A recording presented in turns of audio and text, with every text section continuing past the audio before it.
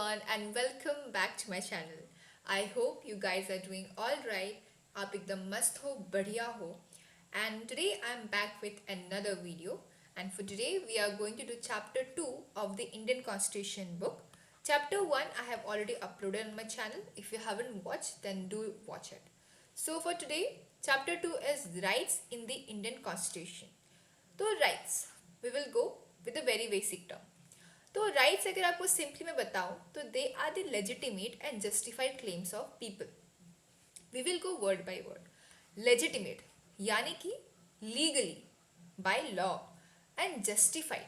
आप कहते हो कि जस्टिफाई करो इस चीज़ को, यानी कि उसके पीछे का रीज़न क्या था, what was the reason behind it. तो same way you as a person, as a human, or even as a citizen of a country, have certain provisions which help you and protect you. तो उन्हीं सब provisions को जो आपको provide किया जाता है, these are called as rights. These may be the provisions to work, to earn, to live, and so on. So all these provisions are provided to you under the term as rights. और यही rights आपके इन provisions को protect भी करते हैं. If in some cases आपके rights को violate किया गया या exploit किया गया, you can still raise your voice and have your rights back. So this was the simplest way I could explain you what rights are. तो अगर आपको लिखने के लिए आए, you can just write that rights are the legitimate and justified claims of people. I hope that is clear. Now we will move forward. Okay, so page 27. यहाँ पे you have two examples. Alright, so it talks about the importance of rights. यानी कि rights है हमारे पास तो हम है, but अगर rights नहीं होते then what would have happened? So first example is of the labours. तो क्या हुआ था, 1928 में एशियन गेम्स को ऑर्गेनाइज किया गया. तो उन्हीं गेम्स के कंस्ट्रक्शन वर्क के लिए काफ़ी सारे लेबर्स को हायर किया गया, बट उन लेबर्स को एक्सप्लॉइट किया गया था. एक्सप्लॉइट एज इन उनको कम पैसे दिए गए, worked for more hours, high hours you can say. So you see that how they were suffering because of these two conditions. तो जब उनकी conditions social scientist के सामने आई तो उन्होंने उसको study किया and they found out that it was the violation of their fundamental right against exploitation. यानी कि उन laborers को exploit किया गया था. तो इनका केस कोर्ट के सामने लाया गया and कहा कि they should get equal wages as per their work. So you see, अगर उनके पास ये फंडामेंटल राइट नहीं होता अगेंस्ट एक्सप्लॉइटेशन का तो शायद उनकी कंडीशन बेटर नहीं हो पाती. और दूसरा एग्जाम्पल है about a person which is who is मच्छाल लालू. So he was a 23-year-old guy. तो उन्होंने क्या किया, ही कमिटेड अ क्राइम. उन्होंने एक क्राइम किया था, तो उसी के क्राइम के ट्रायल के लिए, यानी कि जो पेशी करनी होती है कोर्ट में, तो उसके ट्रायल के लिए उनको बुलाया गया था. बट इट वॉज फाउंड कि he was not stable mentally, he wasn't stable mentally. So उनके ट्रीटमेंट के लिए उन्हें हॉस्पिटल ले जाया गया था. And after the hospital visit he was fine and was fit for the trial. But trial के टाइम क्या हुआ, उनको अंडर जुडिशियल कस्टडी के अंदर रखा गया, बट उनका ट्रायल कभी किया ही नहीं गया because his case was left behind. He was left behind, but still he wasn't free because वो कस्टडी में अभी भी थे. और ऐसे टाइम चलता गया and he became from the age of 23 to the age of 77. और ये बात तब सामने आई जब नेशनल ह्यूमन राइट्स कमीशन ने इनके केस के ऊपर देखा और उसके बाद ही उनको फिर छोड़ दिया गया था from the judicial custody that he. So you saw कि कैसे राइट्स के बगैर हमारे जो लेबर्स थे उनको और भी एक्सप्लॉइट किया जा सकता था and they would have never got their wages. And same way हमारे मचाल भाई जो हैं वो भी शायद हमेशा के लिए कस्टडी में ही रह जाते. So here when these kind of situation arises, rights plays a very vital role in protecting the individual. So I hope this is clear. Now moving forward, Bill of Rights. So यहाँ पे one thing is there, Bill of Rights, which means basically a list of rights. List of rights यानी कि क्या क्या rights एक individual को मिलना चाहिए. यहाँ पे it is written. Such a list of rights mentioned and protected by the Constitution is called a Bill of Rights. So, Bill of Rights is a list of rights which is protected by the Constitution. Constitution. This was pretty it in this paragraph, in this whole paragraph, and you can read it, but mostly it's like questions given here. Okay. Now, fundamental rights in the Indian Constitution. Two terms are there. One is rights and the other is fundamental right. Now, what is the difference? Let me tell you. For that, we will have to come to the next page. So, यहाँ पे I have given you the table. One is fundamental right and the other is ordinary right. तो क्या होता है? Among these rights, there are certain rights which are really crucial for every individual. Really crucial. कुछ ऐसे rights जो सबको मिलने ही चाहिए, no matter what, from where the person belongs और उसने क्या किया है या क्या नहीं किया है. So all those crucial rights which must be provided to the individual are called as fundamental rights. तो उसी का डिमांड जो था पहली बार मोतीलाल नेहरू जी ने कमेटी में पेश किया था, which was in 1928. This comes as an MCQ in the exam, so you must mark it down that the first demand for the Bill of Rights was provided by Motilal Nehru Committee in the year of 1928. Now moving forward, यहाँ पे if you will see the difference, fundamental right and ordinary right. तो fundamental right का first ये है provision कि these are specially recognized by the Constitution. Constitution इसे specially recognized करता है. But in the other rights, these are not recognized like the fundamental ones. Second difference is they are enforced and protected by Constitution. This is PRT which is protected. So Constitution इनको enforce भी करता है and इसे protect भी करता है. But for the ordinary ones, these don't have such provisions. Third difference is only amendments can change the fundamental rights. Amendments यानी कि आपने Constitution सुना ही होगा, which we are studying and which we have studied in the first chapter. तो Constitution में अगर कुछ change करना हो, that is called as amendment, right? तो same way, अगर fundamental rights Constitution में है, तो अगर इन्हें change करना है, तो हमें Constitution में क्या करना पड़ेगा? Amendment करना पड़ेगा.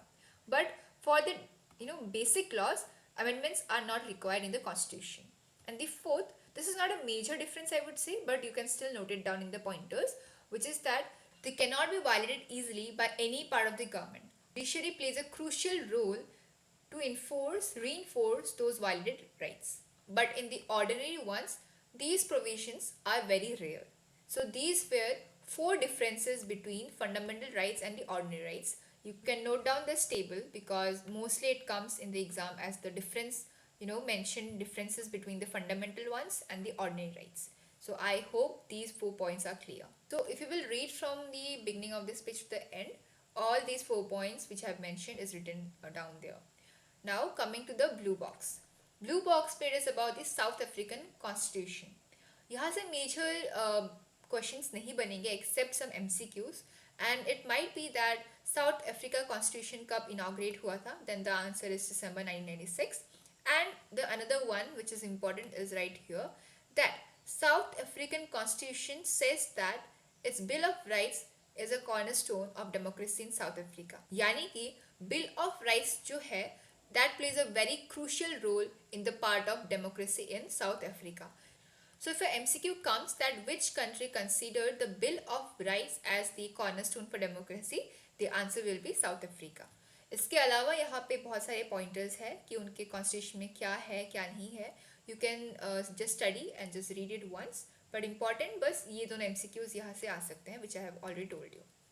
Now we will move the next page. Okay, तो यहाँ पे एक इम्पॉर्टेंट लाइन है, government can put reasonable restrictions on the exercise of fundamental rights. Now, fundamental rights I told you, these are very crucial ones. जो कि हर individual को मिलना ही चाहिए, उन पर भी रीजनेबल रिस्ट्रिक्शंस है। रीजनेबल रीजनेबल रिस्ट्रिक्शंस यानी कि even though they have certain provisions, those provisions still have certain restrictions, ताकि वो उनके fundamental rights का misuse ना करे, which ultimately protects the fundamental right of the other individual. I hope that is clear. Now, coming to the next subheading, which is right to equality.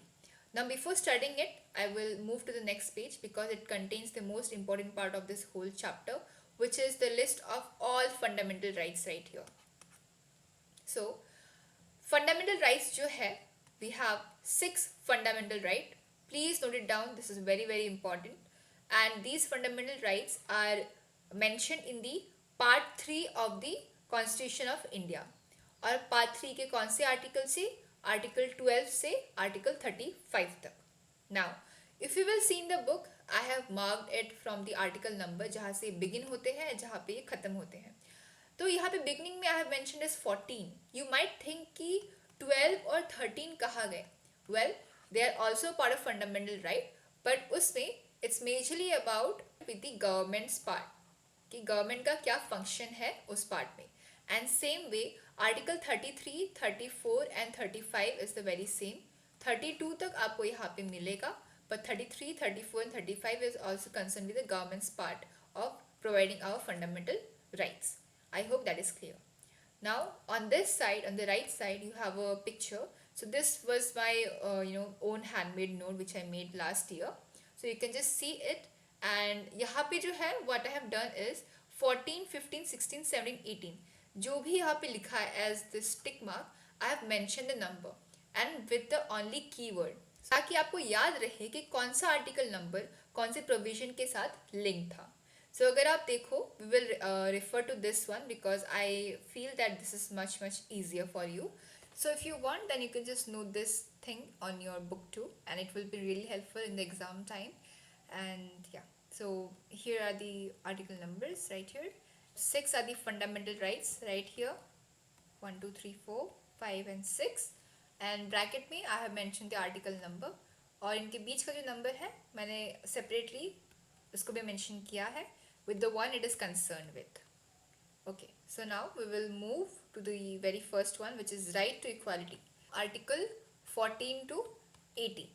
Okay, तो यहाँ पे तो questions है basically, या फिर कुछ situations है. We will ignore it because it is not necessary. हम जाएंगे नीचे next page में, क्योंकि वहाँ से mainly start हो रहे हैं. Okay, here. So right to equality काफ़ी सिंपल है, आपने अभी तक सुना ही होगा बहुत बार.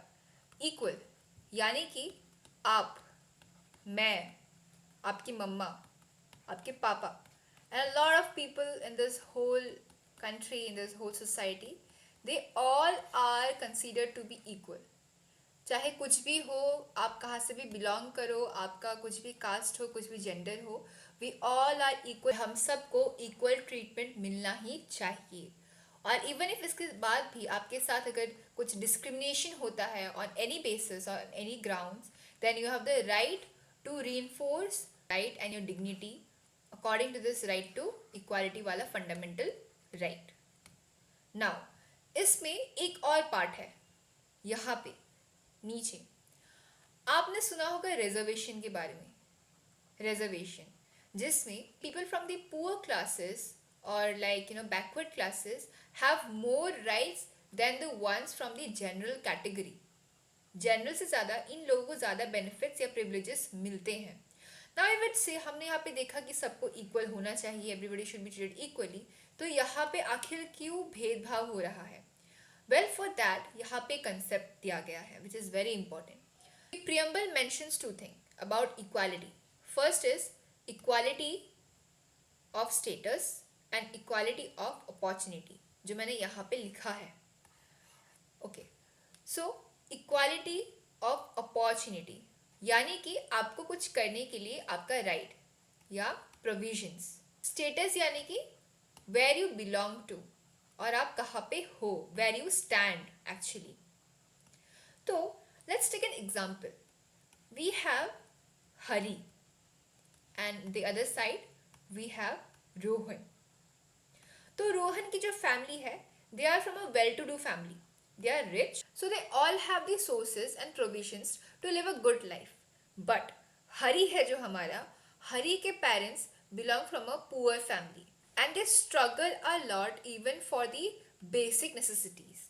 तो यहाँ पे अगर राइट्स के अकॉर्डिंग, राइट टू इक्वालिटी के अकॉर्डिंग हम दोनों ही लोगों को, यानी कि हरी और रोहन को सेम ट्रीटमेंट दे, सेम वे में हेल्प प्रोवाइड करे, तो रोहन तो ऑलरेडी अच्छे स्टेट पे है, बट हरी रोहन के कंपैरेटिवली बहुत पीछे है. उस टाइम पे राइट टू इक्वालिटी के अकॉर्डिंग हरी को रोहन के कंपैरिजन में ज़्यादा हेल्प की ज़रूरत है, यानी कि ज़्यादा सोर्सेज प्रोवाइड करने की ज़रूरत है. और उस टाइम पे अपॉर्चुनिटी सेम नहीं है दोनों के पास, तो इसको अपॉर्चुनिटी ज़्यादा चाहिए, तभी वो जब इक्वल अपॉर्चुनिटी पाएगा तब उसका स्टेटस बाकियों के साथ इक्वल होगा. You get it? In short, अगर हरी को भी रोहन के अकॉर्डिंग ही इक्वल हेल्प या प्रोविजंस मिले तो रोहन आगे बढ़ जाएगा जैसे वो आगे था, हरी कंपैरेटिवली बहुत पीछे रह जाएगा. तो इसीलिए अपॉर्चुनिटीज़ हरी को ज़्यादा चाहिए, ना कि रोहन को. तो उसी के टाइम पे इक्वालिटी ऑफ अपॉर्चुनिटी का कॉन्सेप्ट आगे आता है. तो जब हरी को ज़्यादा अपॉर्चुनिटीज़ मिलेगी as compare to the other well to do families, तो उसका कहीं ना कहीं जाकर स्टेटस फिर सबके साथ इक्वल होगा. So that is why preamble mentions two states, one is opportunity and the other is of status. को फॉलो करते हुए आर्टिकल 16 क्लॉज 4 ये बोलता है कि जो रिजर्वेशन का सिस्टम है, रिजर्वेशन का सिस्टम जिसमें हम ज़्यादा नीडी लोगों को ज़्यादा हेल्प प्रोवाइड कर रहे हैं, वो इक्वालिटी के अगेंस्ट नहीं है, इक्वालिटी के अगेंस्ट नहीं है. एंड कहीं ना कहीं आपको मिलेगा कि reservation is also called, is also known as positive discrimination. Positive discrimination ये यहाँ पे नहीं है, बट आई हैव मेंशन क्योंकि अगर आपको कहीं मिले सो यू कैन रिलेट कि okay reservation is also called as the positive discrimination. So this was all about right to equality. यहाँ पे एक ब्लू बॉक्स है which we can and you can definitely ignore because यहाँ से कुछ नहीं आता है. But if you want to, then you can definitely do these, case studies. It will be really interesting. And yeah, moving forward. Now, right to freedom. कौन सा article number? Article 19 to 22. So ये बात करता है freedom के बारे में, और ये चैप्टर फ्रीडम हम पॉलिटिकल थ्योरी चैप्टर 2 में पढ़ेंगे. फ्रीडम इज बेसिकली आप क्या क्या कर सकते हो, things which you can do freely without any restrictions. But इसमें भी एक जो इक्वालिटी का जो हमने देखा, इक्वालिटी का जो हमने केस देखा ऑफ रिजर्वेशन वाला सिस्टम, सेम वे फ्रीडम में भी हमारे पास एक कंसेप्ट है जो कि है रीजनेबल रिस्ट्रिक्शंस. रीजनेबल रिस्ट्रिक्शंस जो कि यहाँ पे है कि however it does not mean freedom to do anything that one desires or likes. I will give you example. So you have the right to roam freely. आप जहाँ भी चाहो आप घूम सकते हो without any restrictions, right. But इसका मतलब ये नहीं कि आप किसी के भी घर में घुस जाओ, कि आपको जाने की आज़ादी है तो आप चलते गए, you were on a walk to somewhere and आप किसी घर में घुस गए, और you can you are telling ki I have the right to roam, I have the right to just roam around freely, I will enter your house. You cannot go into someone's house without their permission, and then that's where reasonable restrictions comes into the play, जिससे आपका जो right है आप उसे misuse नहीं करते हो, आप उसे misuse नहीं करते हो. So it was about right to freedom. Now coming to right to life and personal liberty. ये जितना भी आप छोटे स्मॉल लेटर्स में देखोगे सब headings, these are all under the right to freedom वाला थिंग. तो ऊपर हमने देखा था एक article which is article 21. So अगर ये एग्जाम में आए, एंड ऑब्वियसली आता है एग्जाम में, कि which article is concern with the right to life, then the answer is article 21. Now coming back to the sub heading right to life. इसके अंदर ये कहा गया है कि everybody has their personal liberty, और अगर कोई अरेस्ट हो जाए तो फिर the person has the right to be presented before the magistrate, जो कि डिसाइड करेगा कि जो ग्राउंड्स ऑफ अरेस्ट है वो सही है या नहीं. So this right not only protects from the individual its life but also various other aspects. Aspect में क्या आता है, every person has the right to live with dignity, और आपके पास शेल्टर का भी राइट है कि आपको रहने का जगह मिले, and also the right of livelihood which is basically the means of living of an individual. So this was all about the right to life and personal liberty. Moving forward, we have preventive detention. Preventive detention is basically अगर एक person है, let's name the person Priya. So प्रिया के ऊपर अगर हमारे government को शक रहा कि प्रिया might cause a national harm या national threat, जो यहाँ पे mention है राइट हियर, थ्रेट, यानी कि प्रिया हमारी कंट्री को कुछ अगर नुकसान या हार्म पहुंचा सकती है, देन विदाउट एनी डिले प्रिया को विदाउट एनी जस्टिफिकेशन उसे अरेस्ट किया जा सकता है. She can be arrested. क्यों? क्योंकि यहाँ पे एक इंडिविजुअल से ज़्यादा एक पूरे सोसाइटी, एक पूरे नेशन का थ्रेट ज़्यादा बड़ा है, इसलिए तो उसे विदाउट एनी जस्टिफिकेशन अरेस्ट करके रखा जा सकता है.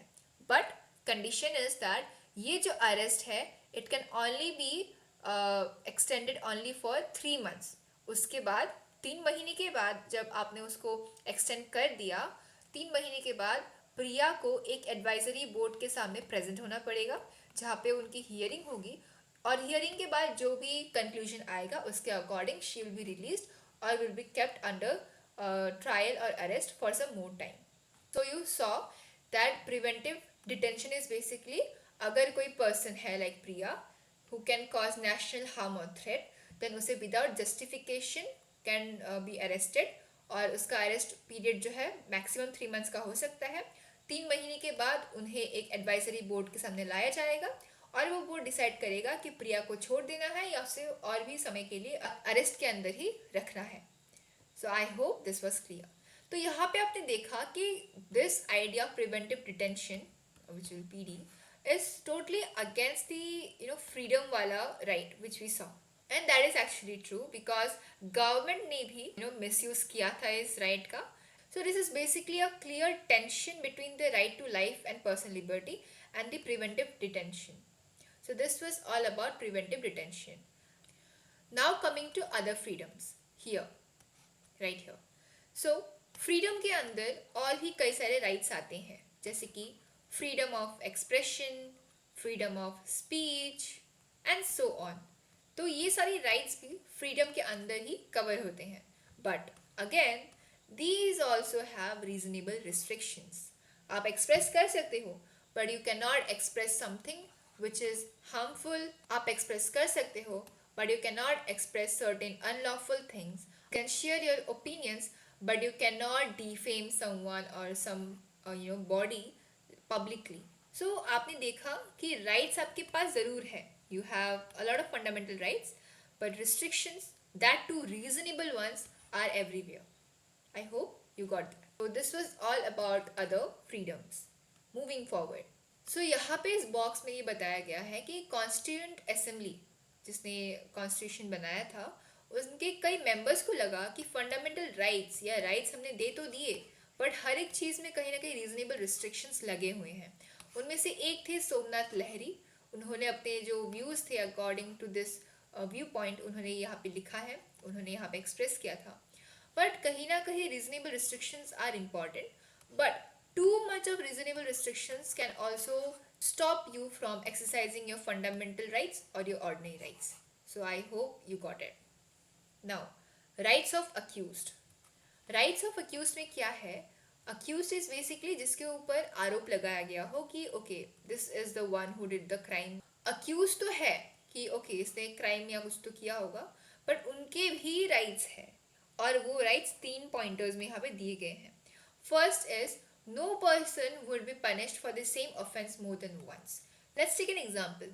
तो अमन है हमारे पास, उसने कुछ क्राइम किया, मे बी चोरी की होगी, उसने चोरी की, तो उस चोरी की जो सज़ा है, दी पनिशमेंट है, वो उसे सिर्फ एक बार ही मिलेगी, not twice. Second is, no law shall declare any action as illegal from a backdate. Again an example, चोरी.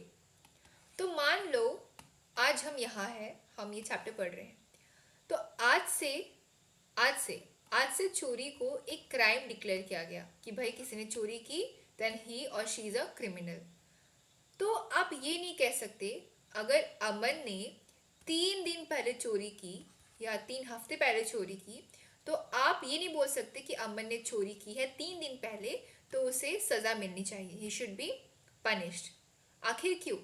क्योंकि जब अमन ने चोरी कब की? 3 दिन पहले. और 3 दिन पहले चोरी was not a crime. Theft was not a crime. Crime कब डिक्लेयर हुआ? ये आज से. तो आप बैक डेट से किसी भी क्राइम या फिर किसी भी चीज़ के लिए आप उसे इलीगल डिक्लेयर नहीं कर सकते. Third is, no person shall be asked to give evidence against himself और हरसेल्फ.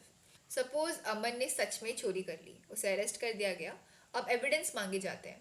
तो कभी भी अमन को खुद के खिलाफ एविडेंस देने के लिए फोर्स नहीं किया जा सकता कि आप खुद बताओ, कि अमन तुम खुद बताओ कि तुमने चोरी की थी, कैसे की थी, क्यों नहीं की थी. So these evidences should not be provided by the accused against himself or herself.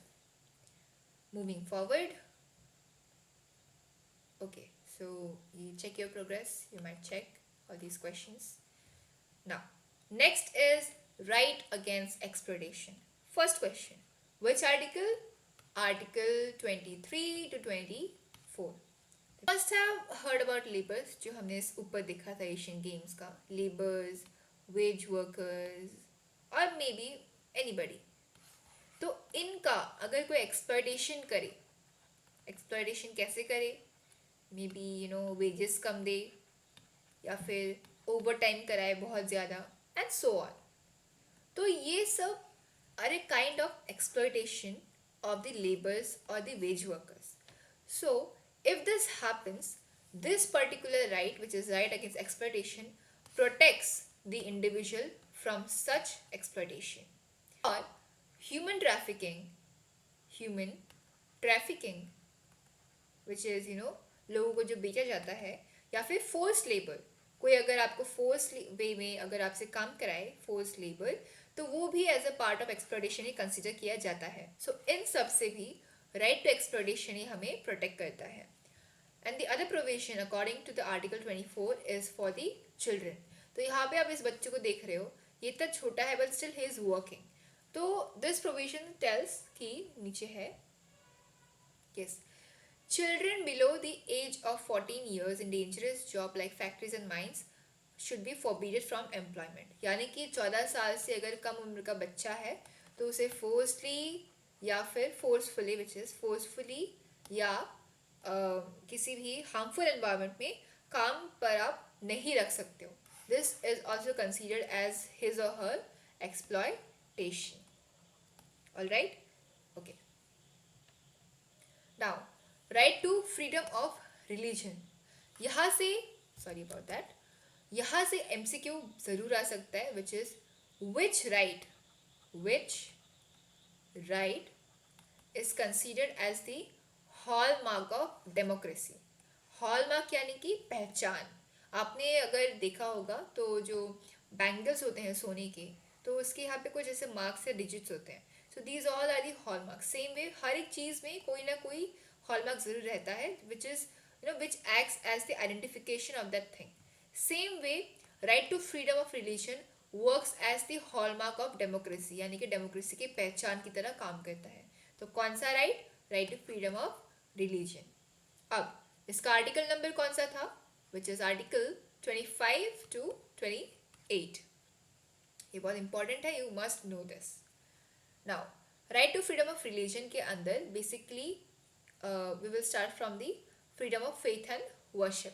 So freedom of faith and worship यानी कि चाहे आप जो भी हो as an individual, you have the freedom, you are free to decide कि आप किसके ऊपर फेथ रखना चाहते हो और आप किसे वर्शिप करना चाहते हो.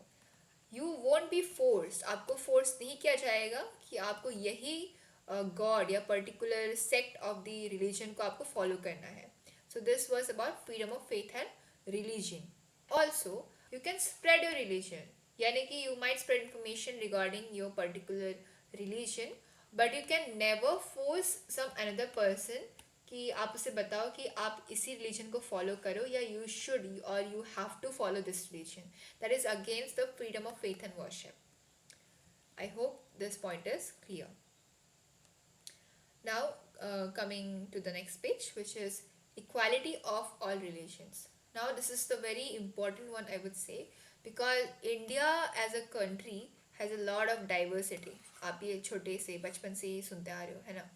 रिलीजन की कैटेगरी में अगर हम देखें तो वहाँ पे बहुत सारी डाइवर्सिटीज़ हैं. Like a lot of religions you will see right there. सब रिलीजन को हमारी गवर्नमेंट इक्वली ट्रीट करती है and protects each religion accordingly and equally. And government जो है वो किसी भी एक पर्टिकुलर रिलीजन को जो है रिलीजन को सपोर्ट नहीं करेगी या इन्फ्लुएंस नहीं होगी.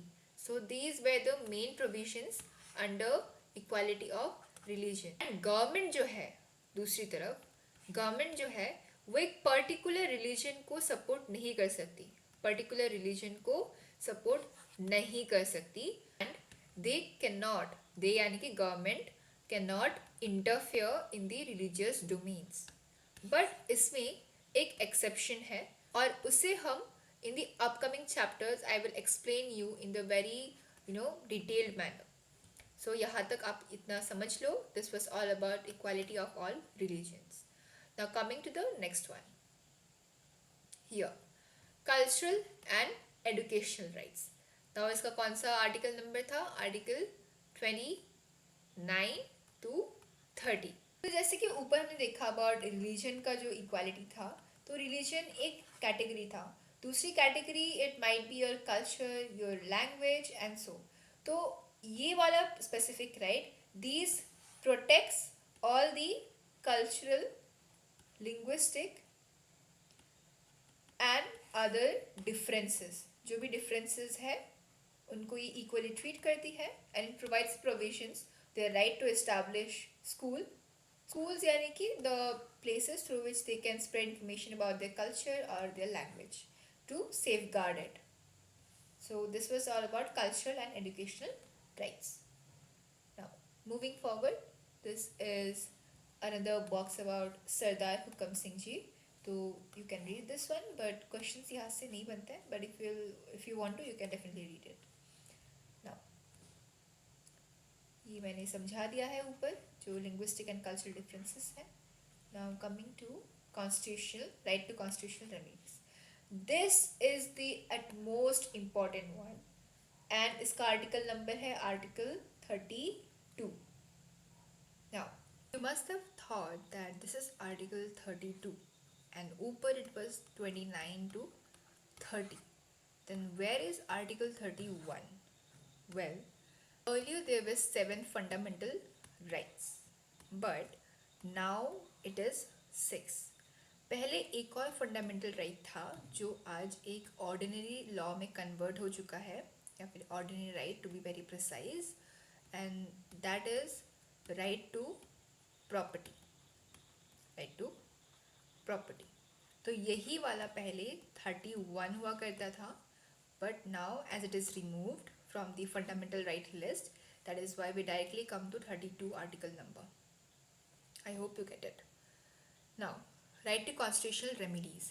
इसमें क्या है, वी सॉ दैट द ऊपर के जो 5 थे फंडामेंटल राइट्स, वो हमने कह तो दिया कि ये मिलना तो चाहिए, it is necessary, it is crucial, right. And इन सब को इन्फोर्स करने के लिए this right is the one which works.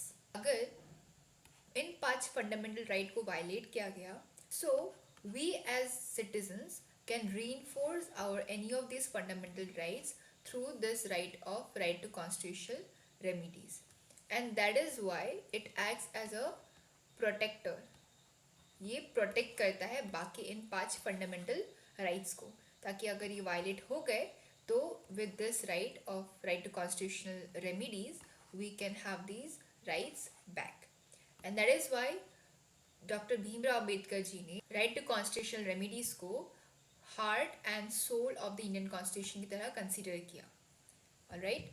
Now इस राइट के according we can directly go to Supreme Court और High Court to file a complaint that हमारे जो rights है उन्हें violate किया गया है. दूसरी अगर आप rights में देखो तो what happens is जिस भी कोर्ट के अंदर वो पर्टिकुलर एरिया फॉल करता है आप उसी कोर्ट में जाके अपनी कंप्लेंट फाइल कर सकते हो. बट इस केस में क्या है, कॉन्स्टिट्यूशनल रेमेडीज के केस में as fundamental rights are the very important rights, तो अगर ये वायलेट हुए तो आप इस राइट के अंदर कॉन्स्टिट्यूशनल रेमेडीज के अंदर आप डायरेक्टली सुप्रीम कोर्ट या हाई कोर्ट का अप्रोच कर सकते हो. एंड उस टाइम क्या होता है, ये दो जो कोर्ट्स है they can issue Ritz right here. So writs are nothing but special orders which are given by these courts. तो ऐसे टोटल 5 writs है यहाँ पे मेंशन है. One is habeas corpus, mandamus, prohibition, quo warranto and certiorari. तो I will explain in the very simplest term. Okay. So इसमें क्या होता है, if a person is arrested then under this writ the person is called to be presented before the court and court decides कि सच में वो इंसान guilty है या फिर जो ग्राउंड ऑफ अरेस्ट है दे आर इनवैलिड. अगर इनवैलिड है तो इंसान को छोड़ दिया जाएगा. Now mandamus, what happens is अगर कोई ऑफिस होल्डर है, कोई पोजीशन है, सपोज एन ऑफिसर, ओके, अगर उस ऑफिसर को अपॉइंट किया गया है बट वो ऑफिसर इज़ इरेस्पॉन्सिबल, वो अपनी ड्यूटी जो है उसे कम्प्लीटली और अच्छे से पूरा नहीं कर रहा है और ड्यूटी पूरी ना करने से जो राइट है इंडिविजुअल का अगर वो हार्म हो रहा है तो court can issue this particular rate which is mandamus. The third is prohibition. अगर कोई कोर्ट, सपोज हाई कोर्ट है, अगर वो अपनी एरिया ऑफ जुरिस्डिक्शन यानी कि जिस एरिया के अंदर हाई कोर्ट लॉज या फिर जो केसेस है वो सुन सकता है, अगर उस जुरिस्डिक्शन को क्रॉस करके वो किसी दूसरे कोर्ट के एरिया में इंटर करता है then this particular writ stops the court from going beyond their jurisdiction. The next is quo warranto. इसमें क्या होता है, if a person is not entitled to hold that office, यानी कि सपोज एक पर्सन है, उस पर्सन को किसी और पोस्ट पे रखा गया था बट वो उस पोस्ट से किसी हायर पोस्ट या किसी दूसरे पोस्ट को अगर होल्ड करता है देन वाया क्यो वेरेंटो उस पर्सन को उस पर्टिकुलर पोस्ट से हटाया जा सकता है. The last is certiorari. इस पर क्या होता है, suppose there is a case and वो केस हाई कोर्ट देख रहा है but through certiorari the supreme court which is the higher court and the high court, supreme court high court को ऑर्डर कर सकता है कि ये जो पर्टिकुलर केस है वो सुप्रीम कोर्ट के पास ट्रांसफ़र किया जाए ताकि जो भी पेंडिंग मैटर है उससे तुरंत सॉल्व किया जा सके. So these were all the writs, 5 writs are there. सो आप इन्हें अच्छे से देख लेना एंड क्वेश्चन ज़रूर आता है इनसे कि डिस्क्राइब ऑल द 5 रिट्स और अबाउट द कॉन्स्टिट्यूशनल रेमेडी वाला राइट. सो या मूविंग फॉरवर्ड. ओके, यहाँ पे नाउ ये थे जो राइट्स प्रोवाइड कर रहा है और जो जुडिशरी हेल्प कर रही है in the reinforcement of the rights. But there are also some other commissions हो गए या फिर ऑर्गेनाइजेशंस हो गई. So these also help in the reinforcement of the fundamental rights of the individual. तो एग्जाम्पल में आपके पास है National Commission on Minorities, National Commission on Women, National Commission on Scheduled Castes and etc. और उन्हीं में से एक एग्जाम्पल यहाँ पे ब्लू बॉक्स में दिया गया है about national human rights commission. This is very important, this comes in the exam, so please mark it down, which is NHRC. तो इसमें क्या है, the main pointers are provided. This is a 5-member commission. So first है chief justice supreme court, former यानी कि जो पहले थे, तो सुप्रीम कोर्ट के चीफ जस्टिस पहले के, हाई कोर्ट के चीफ जस्टिस वो भी फॉर्मल, एंड फॉर्मर जज of supreme court, and the other 2 are people with the knowledge of human rights. यानी कि 2 former chief justice from supreme court and high court and एक former जज of supreme court और 2 different people who have the knowledge about human rights, यानी कि human rights क्या है, क्यों important है, and all the area of knowledge on human rights. So the thing is, ये कमीशंस तो है, बट लाइक जुडिशरी जो है वो केसेस को देखती भी है और they can make certain decisions on it, like decisions क्या करना है क्या नहीं करना है, किसे पनिश करना है किसे नहीं करना है. बट ये जो कमीशंस है पर्टिकुलरली एनएचआरसी जैसे commissions, they can only make recommendations, they can not take actions. ये एक्शंस नहीं ले सकती, actions नहीं ले सकती. They can only recommend the judiciary or the other parts of the government. So they kind of help with the judiciary and other parts of government to take actions against the cases which are pending or which are happening in the area.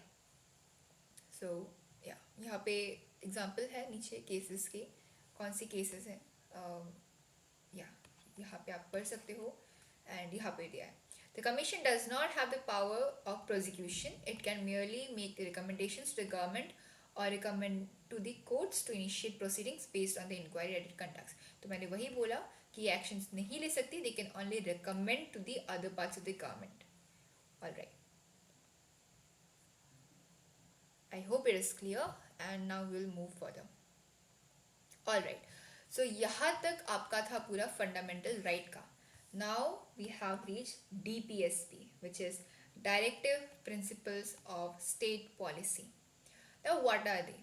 हमने देखा fundamental rights are the rights, the most essential rights of the people which have. DPSP on the other hand are certain guidelines which are there. Guidelines है which help the government to form policies कि आखिर कौन सी policy होनी चाहिए कौन सी नहीं होनी चाहिए एंड सो ऑन. तो डीपीएसपी जो है हमारे कॉन्स्टिट्यूशन के पार्ट 4 में मिलता है, part 4 clause 8 to be very precise, and article is from article 36 to 51. और चैप्टर 1 के लास्ट पेज में जो सर्कल्स थे 5-6 सर्कल्स थे उसमें हमारे कॉन्स्टिट्यूशन ने कौन से आइडियाज़ कहाँ से बोरो किए हैं वो आपको मैंने बताए थे. तो डीपीएसपी जो है हमने कि DPSP is borrowed from the Irish constitution. So these are the very important points to remember, please note it down. And आगे चलते हैं. तो यहाँ पे here what do directive principles contain. 3 pointers है. The goals and objectives that we as a society should adopt, certain rights that individuals should enjoy apart from the fundamental rights, and certain policies that the government should adopt. यानी कि these are basically guidelines जो मैंने आपको बताया कि आखिर government को कौन से स्टेप्स लेने चाहिए कौन से स्टेप्स नहीं लेने चाहिए जिससे हमारे यानी कि सिटीजन्स का मैक्सिमम, सिटीजन्स या फिर सोसाइटी भी वेरी प्रिसाइज, सोसाइटी का मैक्सिमम बेनिफिट किस में है. Alright, okay. आगे चलते हैं. यहाँ पे here fundamental duties of citizens. अब दूसरा टर्म आ गया. एक था फंडामेंटल राइट और यहाँ पे है फंडामेंटल ड्यूटीज. अब फंडामेंटल राइट्स थे जो हमें प्रोवाइड किए गए थे, which were provided, but fundamental duties are certain duties जो एज अ सिटीजन हमें हमारे सोसाइटी या हमारे कंट्री के लिए करना चाहिए ताकि इन दोनों का ग्रोथ हो या बेटरमेंट हो. ऑलराइट. तो फंडामेंटल राइट्स थे हमें प्रोवाइड किए जाने वाले राइट्स जो हमारे बेटरमेंट के लिए हो, बट फंडामेंटल ड्यूटीज़ हमारी ड्यूटीज़ हैं, हमारे कुछ सर्टेन एक्शंस हैं जो हमें बताए गए हैं कि अगर हम एज ए सिटीजन फॉर्म या फिर परफॉर्म करें तो सोसाइटी और कंट्री का मैक्सिमम बेनिफिट या बेटरमेंट हो सकता है. फंडामेंटल ड्यूटीज़ जो है 42nd अमेंडमेंट से 1976 में ऐड किए गए थे. At that time there were only 10 duties, but अभी करेंटली देयर आर 11. फिर से अमेंड किया गया and 1 more was like added. तो वन थिंग इज देयर कि इन्हें परफॉर्म करना इज़ नॉट नेसेसरी. जैसे फंडामेंटल राइट्स को प्रोवाइड करना इज़ नेसेसरी कि ये होना ही चाहिए, ड्यूटीज़ करना इज़ नॉट नेसेसरी. ये दिए गए हैं, we should follow it, but we must नहीं है, this is not necessary. So this was the point to remember. तो यहाँ पे है provided all the fundamental duties which is from the part 4 of the constitution. आप अगर चाहो तो पढ़ सकते हो, here it is provided, but generally this doesn't come in the exam. Only ये आ सकता है कि कौन से ईयर में ऐड किए गए थे और कौन सा अमेंडमेंट था. सो 42nd amendment, year was 1976. That's all. Now आगे चलते हैं यहाँ पे. अब जो डिफरेंस है फंडामेंटल राइट्स और डीपीएसपी का, वो हम यहाँ पे जानेंगे. सो यहाँ पे है relationship between fundamental rights and DPSP. कि आखिर क्या रिलेशन है और क्या डिफरेंसेस हैं. तो आप पढ़ सकते हो यहाँ से, but I already provided a table right here. तो फर्स्ट है कि government can not take this rights away from us. यानी कि ये हमें मिलने ही चाहिए. We as citizen must have our fundamental rights. These are necessary, these are enforceable, these are justified. But these are mere instructions. DPSPs बस instructions है, ये necessary नहीं है. ये दिए गए हैं कॉन्स्टिट्यूशन में, बट इनको फॉलो करना ना करना is not necessary. Second is these are enforceable in law courts. यानी कि ये enforce by law हुए हैं. And these are not enforced, जो कि मैंने ऊपर आपको बताया. Third is government can not take policy decisions on these rights. यानी कि ये पॉलिसी मेकिंग के लिए नहीं है. These are for the fundamental provisions, the fundamental rights of the citizens. But यहाँ पे डीपीएसपीज आर दी गाइडलाइंस जिसे फॉलो करके government can make the laws and policies for the people. These are fourth is these rights strengthen political democracy. यानी कि जब लोगों के पास fundamental rights बढ़ेंगे तो ultimately democracy will also get deeply rooted. यहाँ पे डीपीएसपी का डिफरेंस है कि the implementation of this principles ensures social and economic democracy. यानी कि फंडामेंटल राइट इंडिविजुअली फोकस कर रही है, बट डीपीएसपी जो है वो सोशल यानी कि सोसाइटी एज अ होल कैसे हम उसका बेनिफिट मैक्सिमम करें उसके ऊपर फोकस करती है. Fifth is these are natural rights and the difference these lead to protect human rights. So I hope these all points are also clear. And ये question generally आ सकता है आपके एग्जाम में, क्योंकि यहाँ पे जो mere difference है of fundamental rights and DPSP उसको समझना बहुत important है आपके लिए. So you can just note this table down and yeah. यहाँ पे इस बॉक्स में गोल्स है, पॉलिसीज है और नॉन जस्टिफिएबल राइट्स है. यहाँ से क्वेश्चंस नहीं आते हैं, but if you want to then you can read it once. Okay. Now fourth point में मैंने आपको बताया था कि फंडामेंटल राइट जो है वो इंडिविजुअली ज़्यादा फोकस्ड है. यानी कि इंडिविजुअल को क्या राइट्स मिलने चाहिए. बट डीपीएसपी जो है वो सोशली ज़्यादा फोकस्ड है कि इंडिविजुअल से ज़्यादा हमें सोसाइटी पे फोकस करने की, सोसाइटी का मैक्सिमम बेनिफिट कैसे हो सकता है. और इसी चीज़ की वजह से एक कॉन्फ्लिक्ट आया था, conflict which led to the 7 fundamental rights becoming only 6. यानी कि हम यहाँ पे राइट टू प्रॉपर्टी क्यों रिमूव किया गया था उसको हम जानेंगे. राइट टू प्रॉपर्टी जो था एक फंडामेंटल राइट, उसे क्यों रिमूव किया गया. तो उसे इसी कॉन्फ्लिक्ट की वजह से रिमूव किया गया था, क्योंकि अगर आप एक प्रॉपर्टी ओनर हो, suppose under the fundamental right of right to property जो पहले था, सपोज अमन है, उसका बहुत सारा प्लॉट है, suppose he is a very rich गाय, तो उसके पास बहुत ज़्यादा प्लॉट है. तो उस टाइम पे ही has the right to own this property because वो ओन करता है. बट अगर वहीं पे सपोज कमिटी ये कहती है कि हमें आपकी लैंड चाहिए, we want to make certain societal benefit का कुछ, तो जैसे कि पार्क्स हो गया, ग्रीनरी का कुछ हो गया, फॉरेस्ट वगैरह जो भी हो, तो कमिटी अगर वो कहे देन फंडामेंटल राइट से वो डिनाई कर सकता है कि no I won't give it, this is my property right. But DPSP के अकॉर्डिंग सोसाइटी को बेनिफिट ज़्यादा मिलना चाहिए, तो कमेटी बोलेगी नहीं. बट डीपीएसपी कही कि सोसाइटी के लिए मैक्सिमम बेनिफिट होना चाहिए. तो you see the conflict right. यहाँ पे वो प्रॉपर्टी का ओनर है और उसका राइट है because it was a fundamental right, but यहीं पे कमिटी उसके सोसाइटल बेनिफिट्स के लिए भी ट्राई कर रही है. तो there was a clear conflict कि कौन सही है और किसका राइट है वहाँ पे. तो इस चीज़ को, इस कॉन्फ्लिक्ट को सॉल्व किया गया था, और उस सॉल्यूशन में ही राइट टू प्रॉपर्टी को it was remove from the fundamental right and was made a ordinary one. तो यहाँ पे इस बॉक्स में क्लियरली दिया गया है कि राइट टू प्रॉपर्टी क्या था, कैसे था. So it was remove from the fundamental right and was made a ordinary right under the article of 300A यहाँ पे मेंशन है. और अगर ईयर है तो वो है 1978. सो ये ज़रूर आता है कि कौन से ईयर में राइट टू प्रॉपर्टी को as a fundamental right remove किया गया था, then the year is 1978। And अब कौन सा पर्टिकुलर आर्टिकल के अंदर है, तो फिर ये है 300A। That was all in this box of right to property. Now we will move further. यहाँ पे भी उसी कॉन्फ्लिक्ट के बारे में बताया गया है, और हमने देखा था कि अगर फंडामेंटल राइट को अमेंड करना हो, रिमूव करना हो, then we will have to amend the constitution. This is a amend the constitution, right? तो उस टाइम पे जो जुडिशरी थी उसने कहा कि ऐसे अगर सर्टेनली अगर हम ऐसे बार बार अमेंड करें तो फिर वो फंडामेंटल राइट की क्या वैल्यू रह जाएगी। तो ऐसे चलते चलते एक फाइनल कंक्लूजन पे वो लोग पहुँचे कि constitution has a basic structure. Constitution का एक बेसिक स्ट्रक्चर है और उस स्ट्रक्चर को हम चेंज कभी नहीं कर सकते।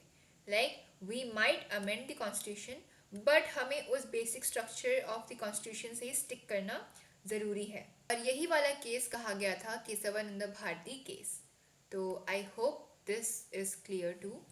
सो this was all about the DPSPs, then कैसे चेंज हुआ right to property and fundamental rights.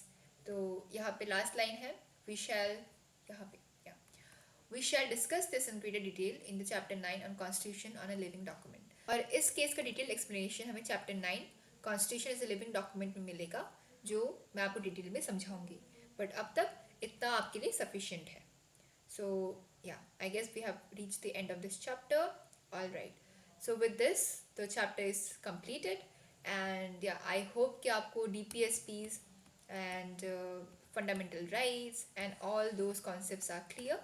If you have any doubts, do not hesitate to ask me in the comment section. I will be really happy to answer all those comments. And yeah, we'll see you next Wednesday. Till then, take care and bye bye.